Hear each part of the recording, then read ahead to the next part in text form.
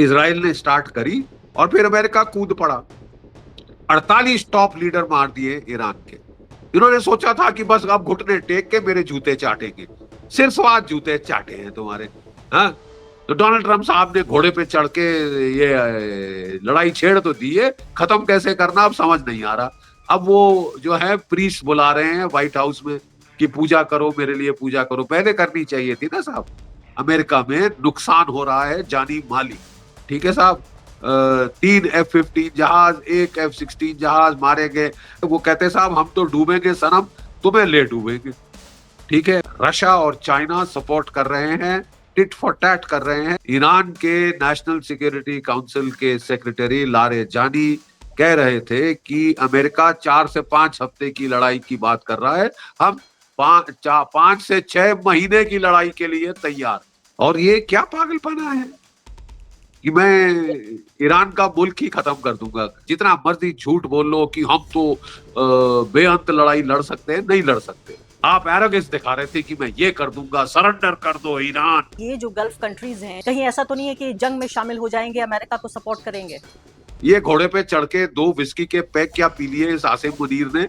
ये मैं अफगानिस्तान को ठोक दूंगा अमेरिका के लिए। कहा जा रहा है कि भाई वो जो खामेनेई को मारा, आयतुल्ला खामेनेई को, वो तो आतंकवादी थे, हम तो इजराइल के साथ हैं। पूरा जो फुट सोल्जर्स हैं जमीन पर, खासकर जो हमारी पॉलिटिकल पार्टी है जो पावर में है, उसके तमाम लोग तो लगता है इजराइल के साथ हैं और ईरान के खिलाफ हैं। बाकायदा खामेनेई साहब को वो तो आतंकवादी कह रहे हैं। वो आतंकवाद पे जो ढकोसला, हिपोक्रेसी और डबल स्टैंडर्ड्स हैं, वो जग जाहिर है। आपने 600 वहां की बेटियां मार दी है बेचारी, स्कूल गर्ल्स। वो टेररिस्ट हैं? Are those Iranian school girls terrorist? हम बड़े जालिम हैं। अबे जालिम है, तुम्हारी भी बज रही है जालिम हो। और यहाँ पे महिमा मंडन कई लोग करना चाहते हैं यूनाइटेड स्टेट्स का। वाह वाह, क्या मारा क्या मारा, क्या बकवास है यार। 30 दिन के लिए मोहलत तो दे दी है यूनाइटेड स्टेट्स ने कि हम रूस से तेल खरीद सकते हैं। चलिए, इतना तो रहम किया हमारे ऊपर। मोहलत दी, बाप का राज है। नमस्कार, इस खास कार्यक्रम में आपका स्वागत है। मैं हूं आरफा खानम शेरवानी। आप देख रहे हैं जो ईरान का पूरा क्राइसिस है, संकट है, वो अपने चरम पर पहुंच चुका है। आज सुबह तेहरान से जिस तरह की तस्वीरें आ रही हैं, वहां की सड़कों पर नालियों में एक तरह से तेल बह रहा है, आसमान से तेल बरस रहा है और एक तरह से आग लगी हुई है, क्योंकि जो ऑयल रिफाइनरीज हैं उस पर इजराइल ने कहा है कि उसने हमला किया है। यूएस और इजराइल दोनों का हमला हुआ है। ये जंग इस वक्त किधर जा रही है, इजराइल को कितना नुकसान है और ईरान को कितना नुकसान हो रहा है, इस सब में यूनाइटेड स्टेट्स में अंदरूनी माहौल भी वहां बदल रहा है। जंग के खिलाफ लगातार ओपिनियन बदल रहा है। इस पर हमारे साथ बेहद खास मेहमान इस वक्त मौजूद है, major general GD Bakhshi. GD Bakhshi ji, बहुत बहुत शुक्रिया आपका इस चर्चा में भाग लेने के लिए। सबसे पहले तो जंग के 9वें दिन आप कैसे देख रहे हैं इस पूरे माहौल को? देखिए साहब, ये एक रीजनल वॉर तो है ही, ये तो विश्व युद्ध की तरफ जा रही है। देखिए, अमेरिका ने सोचा था, डोनाल्ड ट्रंप साहब ने, कि वेनेजुला पे बड़ी सस्ती घटिया विक्ट्री लेकर वो अब दुनिया के बेताज बादशाह बन गए हैं। ईरान में कौन आयतुल्ला होगा, वो प्रेसिडेंट वहां के बन रहे हैं। वो वेनेजुला में चूज करेंगे कौन सरकार राज करेगी। वो क्या कहते हैं, क्यूबा पे हमला करेंगे, ग्रीनलैंड पे हमला करेंगे, कनाडा को एब्जॉर्ब कर लेंगे। ये क्या पागलपना है? Is the world going back to the 18th century? क्या ये उपनिवेश काल है? क्या ये कॉलोनियल ईरा है? और लेने के देने पड़ गए हैं साहब, because Iran is not Venezuela. इतनी मिलिट्री ऑब्जेक्टिविटी, एम्पेरिकल एनालिसिस किया था, ये सुनना नहीं चाहते। इनके जो जनरल डैन केन हैं, chairman joint chiefs of staff, उन्होंने कहा था साहब अगर आप ये युद्ध करेंगे, मैं रिजीम चेंज की guarantee by air attacks alone नहीं गारंटी कर सकता। 1 2 हमारे बॉडी बैग्स होंगे जो अब आप छुपाने शुरू कर रहे हैं। अमेरिका में नुकसान हो रहा है जानी माली। ठीक है साहब। 3 F-15 जहाज, 1 F-16 जहाज मारे गए, मार गिराए जा चुके हैं। अमेरिका का एयरक्राफ्ट कैरियर एब्राहम लिंकन, उसके ऊपर ताबड़तोड़ मिसाइल फायर कर रहे हैं। पहले वो गल्फ ऑफ हॉर्मुज में था, वहां से भाग के गल्फ ऑफ ओमान में गया, वहां से भाग के 1000 किलोमीटर पीछे हट गया है बचाव के लिए। ये तो हाल है साहब। अमेरिका के एयर बेसिस हिट हो रहे हैं, धू धू करके जल रहे हैं। थर्ड बैटरीज के रडार $1 बिलियन के हिट हो गए हैं और इजराइल पे बड़ा भीषण हमला हो रहा है। हाँ, ईरान को भी अच्छी खासी मार पड़ रही है। Technologically America Israel combination is far superior, लेकिन ईरान की जो फलसफा है, फिलॉसफी है, स्ट्रेटेजिक डॉक्ट्रिन है, वो कहते हैं साहब हम तो डूबेंगे सनम, तुम्हें ले डूबेंगे। ठीक है, we will impose such economic costs, consequences, इतना दर्द देंगे आपको कि आपको बंद करना पड़ेगा। रशिया और चाइना सपोर्ट कर रहे हैं, टिट फॉर टैट कर रहे हैं। जो सपोर्ट अमेरिका ने यूक्रेन को दिया है 4 साल, हथियार दिए हैं, इंटेलिजेंस सपोर्ट दिया है, सैटेलाइट पिक्चर्स दी हैं, टारगेटिंग डेटा दिया है, अब वही दे रहे हैं। ठीक है, आप जैसा करोगे वैसा आप भरोगे। हमारे दर्शकों को आप समझाएं कि किस तरह से जो थार्ड है, खासकर थार्ड को कब को बर्बाद कर देना, उनका जो पूरा रेडार सिस्टम है $1 बिलियन से ज्यादा का, इसके क्या मायने हैं? देखिए, हार और जीत का, let me talk purely like a military analyst, no value judgements, nothing else. मैं बता रहा हूं कि एक मैथमेटिकल इक्वेशन है जो इस लड़ाई का आउटकम डिटरमिन करेगी। क्या है ये मैथमेटिकल मिसाइल इक्वेशन? कितने इंटरसेप्टर मिसाइल हैं अमेरिका और इजराइल के पास, राइट? कितने पेट्रियट्स, कितने थार्ड, कितने एजीज के N1 N2 वगैरह वगैरह, 6 तक हैं वो। ठीक है, कितने अटैक मिसाइल्स हैं ईरान के पास? नॉर्मल एस्टिमेट है 3,000 का, कई लोग कह रहे हैं 5,000 तक है। ठीक है साहब, अभी तक कोई 600-700 ही फायर हुए हैं, तो जखीरा बहुत बाकी है। ईरान के नेशनल सिक्योरिटी काउंसिल के सेक्रेटरी लारे जानी कह रहे थे कि अमेरिका 4 से 5 हफ्ते की लड़ाई की बात कर रहा है, हम 5 से 6 महीने की लड़ाई के लिए तैयार। याद रहे कि जब इराक से ईरान की जंग हुई थी, 8 साल चली थी, केमिकल वॉरफेयर वेपन्स इस्तेमाल हुए थे, 1 मिलियन ईरान के लोग मारे गए थे, लेकिन उन्होंने उफ नहीं करी थी, वो लड़ते गए। तो ये सब तो पहले सोचना चाहिए था। अब जो बैटरीज, जो पेट्रियट बैटरीज हैं, क्या है प्रोडक्शन अमेरिका की? लिमिटेड है। ठीक है, लिमिटेड 650 पेट्रियट मिसाइल्स पर साल के प्रोड्यूस करते हैं। कोई 200 के करीब थार्ड के मिसाइल्स प्रोड्यूस करते हैं। कितने सारे यूक्रेन में दे चुके हैं। पीट हेग्सेथ साहब रो रहे थे कि ये यूक्रेन खा गया हमारे इंटरसेप्टर मिसाइल। अब उनको कोरिया और जापान से लाने पड़ रहे हैं। कल अगर चीन ने ताइवान पे हमला कर दिया, फिर लेने के देने पड़ जाएंगे साहब आपको। आपका मिसाइल स्टॉक लिमिटेड है। जितना मर्जी झूठ बोल लो कि हम तो बेअंत लड़ाई लड़ सकते हैं, नहीं लड़ सकते। दूसरा, बॉडी बैग्स। अमेरिका की सेंट्रल कमांड के मुताबिक कोई 6 अमेरिकी सैनिक मारे गए हैं, 18 घायल हुए हैं, और कर्नल मैकग्रेगोर कह रहे हैं कि वो बहुत सारी कैजुअलिटीज छुपा रहे हैं ताकि मोराल पस्त ना हो जाए अमेरिका के अंदर। जो ओपिनियन पोल हुए हैं वहां पे उन्होंने जो 80% लोगों, अमेरिकी लोगों ने कहा है हमें ईरान से जंग नहीं चाहिए। हमारा क्या, उसने हमारे पे क्या हमला किया? तो डोनाल्ड ट्रंप साहब ने घोड़े पे चढ़ के ये लड़ाई छेड़ तो दी है, खत्म कैसे करना अब समझ नहीं आ रहा। अब वो जो है प्रीस्ट बुला रहे हैं व्हाइट हाउस में कि पूजा करो, मेरे लिए पूजा करो। पहले करनी चाहिए थी ना साहब। जो, I am a war veteran, हम लोग कभी लड़ाई में भगवान का मत्था टेके पहले नहीं जाते। आप एरोगेंस दिखा रहे थे कि मैं ये कर दूंगा, सरेंडर कर दो ईरान, मेरे जूते के तलवे चाटो, तुम अश्वेत हो, मैं व्हाइट सुप्रीमसिस्ट हूं, वगैरह वगैरह। अब ऐसा, आप 18वीं सदी नहीं है ये, 21वीं सदी में आ जाइए ना। और ये क्या पागलपना है कि मैं ईरान का मुल्क ही खत्म कर दूंगा। ठीक है साहब, वो खत्म आप शायद कर ले, शायद, लेकिन जितना नुकसान आपको होगा, ये मिड टर्म इलेक्शन ईयर है यूनाइटेड स्टेट्स में, आपकी इलेक्शन को तो आप you can kiss it goodbye. और अगर आप लेकिन लेम डक प्रेसिडेंट बन गए तो आपकी इम्पीचमेंट भी हो सकती है साहब। लेकिन ये जनरल याद बख्शी रखें। हो ये रहा है, जनरल बख्शी हो ये रहा है कि अब ये देखिए बहरीन ने भी ट्वीट किया है और कहा है कि ईरान के अग्रेशन से हमें बहुत परेशानी हो रही है। इससे पहले कुवैत में भी हमने देखा, सऊदी अरब को भी परेशानी हो रही है।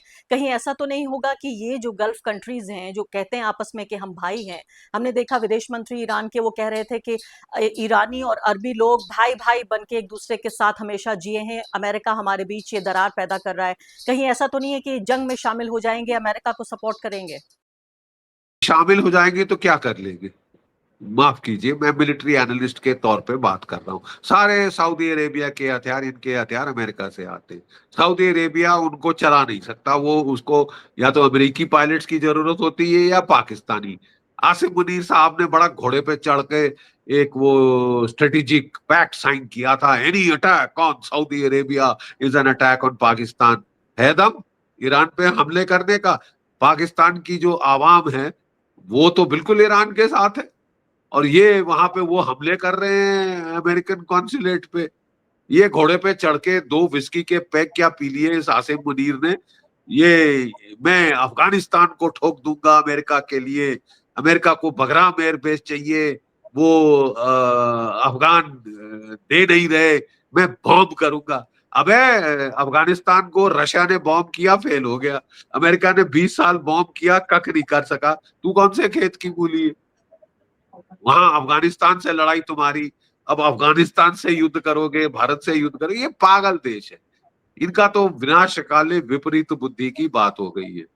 और जहां तक ये सवाल है, यस पेजेस्कियन साहब ने कहा, इन लोगों ने क्या किया, डीकैपिटेटिंग स्ट्राइक करी, ये वॉर शुरू करने के लिए इजराइल ने स्टार्ट करी, और फिर अमेरिका कूद पड़ा।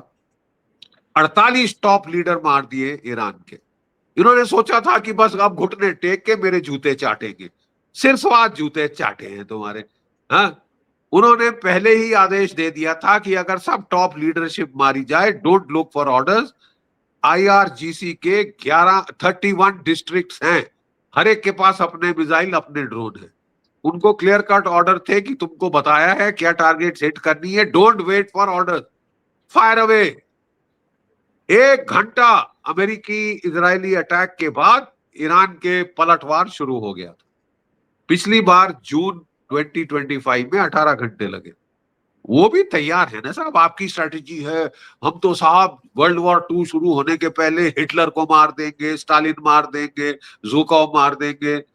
मार दिया, and you created chaos for yourself. क्योंकि अब command and control central Iran में भी हिल गया है। जो ईरान के रेवोल्यूशनरी गार्ड के खूंखार लड़ाके हैं, वो जो मर्जी आए फायर करे जा रहे हैं, बिल्कुल। जहां मर्जी आए फायर करे जा रहे हैं। और इन्होंने देख रहे पेजेस्कियन हैं कि साहब को कहना पड़ा है जी। राष्ट्रपति, मैं कह रही हूँ राष्ट्रपति तक की बात नहीं सुन रहे हैं वो, जो वहां जो रेवोल्यूशनरी गार्ड्स हैं, वो राष्ट्रपति ने जब ये जिम्मेवारी कहा कि किसकी है? हम्म, किसकी है जिम्मेवारी? Who took out their top leadership? Ayatollah Khamenei को किसने मारा? खमैनी को। हाँ, आप सोच रहे थे कि खमैनी को मार देंगे, ईरान के लोग तलवे चाटने आ जाएंगे। अरे खमैनी उनका पोप है यार, उसको मार के आपने पूरे ईरान के लोगों को इकट्ठा कर दिया है अपने रिजीम के साथ। बूट्स ऑन ग्राउंड डालने की आपकी हिम्मत नहीं है, और आप बातें कर रहे हैं बड़ी बड़ी, मैं रिजीम चेंज क्या, regime destruction, nation state destruction करूंगा। हम्म, ठीक है साहब, साहब थोड़ा सोच समझ के ऐसी लड़ाई करनी चाहिए थी। अब आप भुगत रहे हैं। जनरल बख्शी, यहाँ पे खबर ये भी आ रही है, ईरान ने ये कहा है कि उसने अमेरिकी सोल्जर्स को बंदी बना लिया है, कैप्टिवेशन में है, वो कैप्टिवेट कर लिया है। तो ये भी एक बड़ी खबर आ रही है। लेकिन दूसरे में देख रही थी, आप इजरायली जो वहाँ के लोग हैं, जो अलग अलग चैनलों पे आते हैं, आप उनकी धज्जियां उड़ा रहे थे, उनको आपने कितने मिनट तक बोलने नहीं दिया। मुझे ये बताइए कि नुकसान ईरान में तो हो रहा है, लेकिन क्या इसराइल में नुकसान नहीं हो रहा? अगर आप ऑफिशियल फिगर देखें तो सिर्फ 12 लोग मरे हुए बताए जा रहे हैं। आप सोचिए, 9 दिन से जंग चल रही है, इतनी मिसाइलें बरस रही हैं। आप आधिकारिक जाएं, अगर सीएनएन पे या बीबीसी पे जाइए, इजराइल जो कह रहा है सिर्फ 12 लोग मरे हैं। और आगे बढ़ने से पहले एक अदना सी गुजारिश कि आप मेंबर बनिए मेरे चैनल का, आरफा खानम शेरवानी।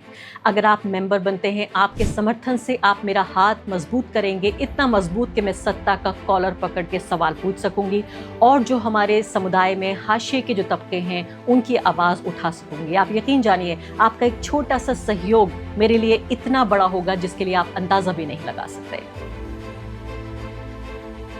देखिए साहब, लड़ाई में आंकड़े नहीं बताए जाते हमारी कितनी कैजुअल्टी हुई है, मोराल पे फर्क पड़ता है। लेकिन आप बिल्कुल सच कह रही हैं कि इजराइल में भीषण नुकसान हो रहा है। क्लस्टर बम डाल रहे हैं, हाइपरसोनिक मिसाइल फायर कर रहे हैं। जो लेटेस्ट खबर है कि ये नेतन्याहू साहब, उनके ऑफिस पे अटैक हुआ है, वॉर मिनिस्ट्री पे अटैक हुआ है, और वो इतना खतरा बढ़ गया है उनके लिए कि वो एयरबोर्न कमांड पोस्ट में चले गए। वो जमीन पे नहीं है, वो लगातार घूम रहे हैं ताकि वो टारगेट ना हो सके। ठीक है, इतना तो वहां पे नुकसान हो रहा है। इसराइल का साइज बहुत छोटा है। हम लोग इसराइल के लोगों ने हर जंग में हम उनको सपोर्ट किया है। We are very grateful to Israel for all the support in all our wars. लेकिन हमने उनको पहले ही कहा था, साहब आपका जो, आप हमारे दोस्त हो इसलिए कह रहे हैं, आपका साइज बहुत छोटा है। और अगर मिसाइल पे मिसाइल आने शुरू हो गए, 2,500 मिसाइल गिर गए, तो पिछली बार जून के महीने में इसराइल का $50 अरब का नुकसान हुआ था। ठीक है, इस बार तो दुगना तिगना चौगना नुकसान हो जाएगा। ये वॉर स्टार्ट करने के पहले, वॉर स्टार्ट करना आसान है, रोकना बंद करना मुश्किल हो जाएगा। अब दुनिया की खाट खड़ी हो रही है साहब, दुनिया की खाट खड़ी हो रही है। दुनिया में ऑयल प्राइसेस $100 प्रति बैरल जाने वाली है, स्टॉक मार्केट्स क्रैश हो रही है, अमेरिका शामिल। भारत पे हमारा साला तेल, जो हमारा नेचुरल गैस है, एलपीजी सिलेंडर, ₹60 प्रति सिलेंडर की दाम बढ़ गया। तो क्या हम करें, अमेरिका की चेयर लीडिंग करें? वाह वाह डोनाल्ड ट्रंप, क्या मारा क्या मारा। अबे रहने दो जरा, अपने लिए मुसीबत खड़ी करिए, दुनिया भर के लिए मुसीबत खड़ी करिए। सोचते बाद में हो, हमला पहले कर देते हो, क्या लेकिन जनरल स्ट्रेटेजी बख्शी है? होती नहीं। आप देखिए यही हो रहा है। अगर आप सोशल मीडिया पे जाएं, आप तो काफी एक्टिव हैं ट्विटर पे, कहा जा रहा है कि भाई वो जो खामेनेई को मारा, आयतुल्ला खामेनेई को, वो तो आतंकवादी थे, हम तो इजराइल के साथ हैं। पूरा जो फुट सोल्जर्स हैं जमीन पर, खासकर जो हमारी पॉलिटिकल पार्टी है जो पावर में है, उसके तमाम लोग तो लगता है इजराइल के साथ हैं और ईरान के खिलाफ हैं। बाकायदा खामेनेई साहब को वो तो आतंकवादी कह रहे हैं। देखिए साहब, वो आतंकवाद आतंकवाद पे जो ढकोसला, हिपोक्रेसी और डबल स्टैंडर्ड्स हैं, वो जग जाहिर है। क्या पाकिस्तान टेररिस्ट देश नहीं है? क्या पाकिस्तान ने पहलगाम नहीं किया? पाकिस्तान जो टेररिज्म करता है, डोनाल्ड ट्रंप उसके वो दैट मुल्ला मुनीर, फील्ड मार्शल आसिम मुनीर को 3 बार 3 महीने में अपने व्हाइट हाउस बुला लिया। क्यों साहब, कहाँ है एंटी टेररिज्म स्टैंड आपका वहां? आपको ईरान टेररिस्ट दिख रहा है, तो क्या पाकिस्तान टेररिस्ट स्टेट नहीं है? क्या किया आपने पाकिस्तान का? आपने उसको अपनी गोदी में बिठा लिया है साहब, आपने गोदी में बिठा लिया है पाकिस्तान के मुल्ला मुनीर को। हथियार दे रहे हैं, उसके F-16 अपग्रेड कर रहे हैं। Where is your morality? क्या बकवास है ये सब। अब जनरल आप बख्शी ये भुगतोगे साहब। जी हाँ। आपने 600 वहां की बेटियां मार दी है, बेचारी स्कूल गर्ल्स। हम्म। वो टेररिस्ट हैं? Are those Iranian school girls terrorist? Iran का एक जहाज हमारे निमंत्रण पे, फ्रिगेट यहाँ पे आया था हमारी मिलन एक्सरसाइज में हिस्सा लेने के लिए as a friendly country. Fleet review में हमारे सुप्रीम कमांडर मोहतरमा मुर्मू जी ने उनकी परेड सल्यूट लिया था। उसको आपने बिल्कुल जैसे ही बाहर निकला उसको ठोक दिया, भारत को एम्बेरस करने के लिए, भारत की नाक कटाने के लिए। नहीं, आप कर क्या? और फिर एक वॉर डांस कर रहे हेगसेथ साहब, मार दिए हमने, एक को पानी नहीं पीने। अरे साहब, जेनीवा कन्वेंशन करती है, अगर एक जहाज डूब रहा होता आपका फर्ज है उसके जो डूबते सेलर को निकालना। हम बड़े जालिम हैं। अबे जालिम है, तुम्हारी भी बज रही है जालिम हो। लड़ाई में ना बेहुड़ मती में लड़ाई नहीं करनी चाहिए। जो जो वॉर वेटरन्स हैं, वो हम्म। आसानी से लड़ाई नहीं शुरू करते। ठीक है, बिल्कुल। करते हैं तो बहुत भगवान को मत्था टेक के करते हैं। मैं अब आपसे दो आखिरी सवाल पूछना चाहती हूँ। जनरल बख्शी, मैं दो सवाल आखिरी आपसे पूछना चाहती हूँ। पहली बात तो ये है कि ईरान को जितना भीषण नुकसान हो रहा है, आप देखिए ये मिसाइलें भी जो वो फायर कर रहे हैं, हर मिसाइल की अपनी एक कीमत है। इसके अलावा उनके 1200 से ज्यादा लोग मार गए, मार दिए गए। इसमें 200 करीब वो मासूम बच्चियां थीं। 20 अस्पतालों पर अब तक हमला हो चुका है। कई दर्जन ऐसे स्कूल हैं जिनका पानी गांव है जिनका पानी बंद हो गया है, क्योंकि जो उनका पानी का सिस्टम है उस पर हमला कर दिया गया है। तेहरान की सड़कों पर मैंने आपको बताया कि इस वक्त कयामत जैसा जो आलम है वो बर्पा हो रहा है। आसमान से आग बरस रही है, सड़कों पर आग है और पोल्यूशन का लेवल इतना हो चुका है कि लोग सांस नहीं ले पा रहे हैं। ऐसे में ईरान तो पूरी तरीके से तबाह हो जाएगा, क्योंकि अब तो सिर्फ 9 दिन ही हुए हैं अभी तक जंग के। ईरान 8 साल लड़ा था सद्दाम हुसैन के इराक से। 1 मिलियन लोग मारे गए थे, उन्होंने उफ नहीं करी साहब, वो लड़ गए। ठीक है ना साहब। शिया तरीका सिविलाइजेशन आपको समझनी चाहिए ना साहब। उनमें बर्दाश्त का मादा बहुत है, बहुत बर्दाश्त का मादा है। बेवजह छेड़ना, बेवजह पंगे लेने, मैं इसको मार डालूंगा, मैं सब खत्म कर दूंगा, मैं देश तहस नहस कर दूंगा। ठीक है साहब, ज्यादा ही ना सिर नहीं चढ़ना चाहिए। बड़े ईरान के, इजराइल के लोग बहुत अच्छे लड़ाके हैं, लेकिन थोड़ा सा मैं समझता हूं अंडर एस्टिमेट कर दिया है अपने दुश्मन को, अमेरिका ने, इजराइल ने। और अब आपको भुगतना पड़ रहा है। दुनिया भर आपके आपके बरखिलाफ हो गई है, क्योंकि आपने दुनिया भर को चोट पहुंचाई। ठीक है साहब। अब एज एन इंडियन मेरी प्राइम रिस्पॉन्सिबिलिटी, मेरा दिल भारत के साथ है, क्योंकि ये मेरा देश है।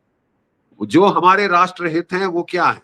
50% तेल गल्फ से आता है, 60% नेचुरल गैस, एलपीजी, एलएनजी, ये क्वातार से आती थी। उन्होंने बंद हो गया, वो प्लांट ठप हो गया। 1 महीने तेल नहीं आया, एक गैस नहीं आएगी। 60 रुपए प्रति सिलेंडर हमारे लोगों को एक्स्ट्रा पे करना पड़ रहा है। और यहाँ पे महिमा मंडन कई लोग करना चाहते हैं यूनाइटेड स्टेट्स का। वाह वाह, क्या मारा, क्या मारा, क्या बकवास है यार। लेकिन रूस ने तो अब वी रूस आर को नॉट अलाउ द कर 51st दिया। State of the United states, ये प्लीज समझ लीजिए। हम 51st स्टेट तो नहीं है, लेकिन ये बताइए कि 30 दिन के लिए मोहलत तो दे दी है यूनाइटेड स्टेट्स ने कि हम रूस से तेल खरीद सकते हैं। चलिए, इतना तो रहम किया हमारे ऊपर। मोहलत दी, बाप का राज है। दीदी, सीधा मेरा एज अ भारतीय, बाप का राज है तुम्हारे। हमारे फॉरेन मिनिस्टर ने कह दिया है, हमको आपकी इजाजत की जरूरत नहीं। Russia is a tried and tested friend, हमेशा हमारा साथ दिया है।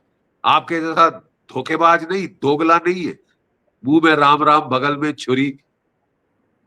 अब मुझे ये बताइए कि चीन और रूस, मैं दो खासकर देशों का नाम लेना चाहती हूँ और आखिरी सवाल है मेरा आपसे ये कि ये बताइए, जंग में आधिकारिक रूप से तो ये शामिल नहीं है, लेकिन किस तरह की ऐसी मदद है जो रूस से मिल रही है? रूस के विदेश मंत्री का हालांकि बहुत जबरदस्त और बहुत स्ट्रांग उनका बयान आया है इस जंग के खिलाफ, अमेरिका के खिलाफ, इसराइल के खिलाफ भी और ईरान के फेवर में। लेकिन मुझे टेक्निकली और मिलिटरीली बताइए आप कि क्या सपोर्ट मिल रहा है चाइना से और रूस से आपकी नजर में फिलहाल ईरान को?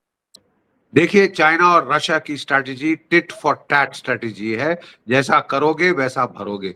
4 साल अमेरिका ने, नेटो ने हथियार दिए, इंटेलिजेंस दी, सैटेलाइट टारगेटिंग डेटा दिया यूक्रेन को रशिया का नुकसान करने के लिए। ठीक है, अब वो कह रहे हैं साहब हम भी कर सकते हैं। आपने अच्छा लड़ाका चुना है ईरान, है सोचा था 2 दिन में खत्म कर दोगे, 9 दिन तो हो गए और गिनते जाओ, गिनते जाओ। तो अब वो दे रहे हैं, हथियार दे रहे हैं, इंटेलिजेंस सपोर्ट दे रहे हैं, टारगेटिंग डेटा दे रहे हैं। अब भुगतो, जैसी करनी वैसे भरनी। रो क्यों रहे हो अब? टारगेटिंग डेटा दे रहे हैं, इंफॉर्मेशन दे रहे हैं और टेक्नोलॉजिकल सपोर्ट है, लेकिन मिलिट्री सपोर्ट भी है क्या? नहीं तो अमेरिका ने कौन से बूट्स ऑन द ग्राउंड डाले थे यूक्रेन में? डाले थे यूक्रेन में boots on the ground?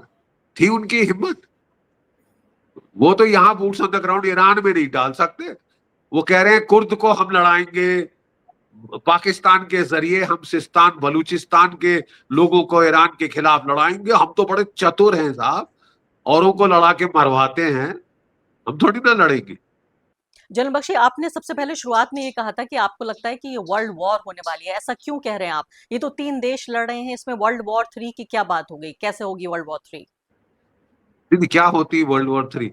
World war 3 मतलब multiple countries around the world जब लड़ाई लड़ती हैं इकट्ठे, then it is a world war. Declare थोड़ी ना होती, आजकल कोई वो वॉर तो डिक्लेयर नहीं होती। 3 ही ये देश हैं।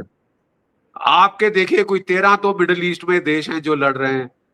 साइप्रस पे उसने ठोक दिया है, नॉर्वे में बम फट गया है दूतावास पे। ठीक है, भारत के बॉर्डर पे आके, कोस्टल वाटर्स के बिल्कुल बाहर आके उन्होंने ईरान का जो फ्रिगेट जो हमारा मेहमान बन के आया था उसको ठोक दिया है। आपको वो लड़ाई में धकेलना चाहते हैं। वो समझते हैं हम चटक चार्लीज हैं, उनकी लड़ाई हम लड़ेंगे, हम लोग मरेंगे, जैसे यूक्रेन वाले मरे हैं उनके लिए। अब बिल्कुल हम आखिरी बेवकूफ सवाल, नहीं है। अगले अगले 2 हफ्तों में आप इस जंग को कहाँ जाते हुए देख रहे हैं? बिल्कुल आखिरी सवाल, क्या होगा अगले 2 हफ्ते में? देखिए, एज अ मिलिट्री एनालिस्ट मेरा एस्टिमेट है कि 9-10 दिन में दोनों दोनों साइड्स की जीप बाहर आनी शुरू हो जाएगी। एक दूसरे का इतना भीषण नुकसान कर लिया है कि दोनों को कष्ट अब अच्छा बढ़ता जा रहा है। इसके बाद लड़ाई कितने दिन चलती है is a function of national will, moral and stamina. ठीक है, किसमें कितना टेनासिटी है बॉडी बैग्स झेलने की। अमेरिका में सबसे कम, उसके बाद इजराइल, और मैक्सिमम टेनासिटी है ईरान की बॉडी बैग झेलने की। वो ऑलरेडी आपने उनकी बुरे हाल कर रखे हैं। इससे वो कहते हैं साहब इससे ज्यादा क्या हो सकता है, कोई चारा नहीं छोड़ा। They have to fight for their life. मजबूर किया है आपने, और अब लड़ो, लड़ो मरो। खुद भी आपके मर रहे हैं ना। बड़ी चतुराई थे कि आपको कोई यूक्रेन नहीं मिल रहा जो आपके लिए 1-2 मिलियन अपने लोग मरवा दे और वाह वाही करे। नीरो सैंग वाइल रोम बर्न्ट, वो जेलेंस्की जैसा कोई क्लाउन नहीं मिला आपको अभी तक। ठीक है, आपको लड़ना खुद पड़ रहा है। और I feel sorry for the people of Israel. छोटा सा देश है, very compact, hardly any space, 470 kilometre north to south, 15 kilometre closest. उसमें इतने सारे मिसाइल गिरेंगे, बॉम्ब गिरेंगे, तो नुकसान तो बहुत भीषण होगा ना साहब। बिल्कुल। ये मेरा ख्याल तो इस वक्त दुनिया के हित में, अमेरिका के हित में, इजराइल के हित में, भारत के हित में है कि जल्द से जल्द ये लड़ाई खत्म हो। मुझे पक्का विश्वास है कि मोदी जी और बिहाइंड द सीन्स हमारी सरकार कोशिश कर रही है सीज फायर के लिए कि ये लड़ाई बंद हो, डिप्लोमेसी शुरू हो। ठीक है साहब, मोदी जी बहुत-बहुत कितनी बार शुक्रिया। कह चुके हैं कि ये लड़ाई का युद्ध नहीं है, का युग नहीं है। नहीं है। तो आई एम श्योर वो लोग काम कर रहे हैं। हमारी ईरान से अच्छे रिश्ते हैं, इजराइल से बहुत अच्छे रिश्ते हैं। अमेरिका भी कहता है हमारा दोस्त है, कहता कुछ करता कुछ है। लेकिन I think we should try for ceasefire. काफी हो बिल्कुल। गया, दुनिया भर का जी, नुकसान हो गया, और कितना चाहते हैं। जी। जनरल बख्शी, बहुत-बहुत शुक्रिया आपका इस बातचीत के लिए, बहुत-बहुत शुक्रिया।